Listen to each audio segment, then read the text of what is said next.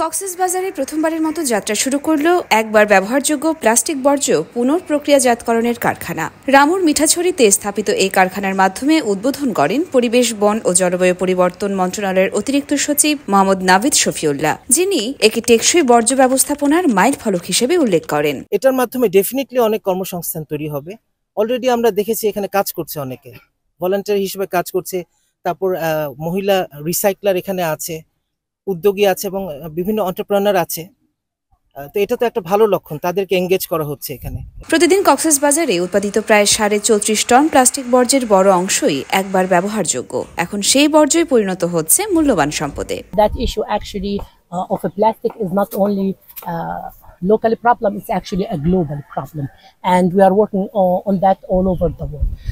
My opinion of that project is a step one toward starting reducing batching to the environment, especially the marine.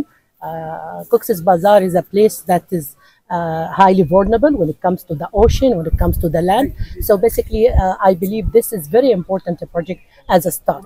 এই কারখানাটি স্থাপন করা হয়েছে বিশ্বব্যাংক এবং UNOPS এর সহায়তায়, ব্র্যাকের বাস্তবায়নে এবং কক্সবাজার পৌরসভার সহযোগিতায়। 5280 বর্গফুট আয়তনের এই কারখানায় প্রতি ঘন্টায় 200 কেজি প্লাস্টিক বর্জ্য পুনঃপ্রক্রিয়া করা সম্ভব। রয়েছে ETP system, solar power, fire safety এবং 24 ঘন্টা সিসিটিভি নজরদারি। প্লিজ প্রকল্পের আওতায় এই উদ্যোগ শুধু পরিবেশ রক্ষা নয়, নারী ও স্থানীয় জনগোষ্ঠীর কর্মসংস্থানেও নতুন দিগন্ত খুলে দিচ্ছে। একবার ব্যবহারযোগ্য প্লাস্টিক এখন আর বর্জ্য নয়, এটি কক্সবাজারের নতুন সম্ভাবনা।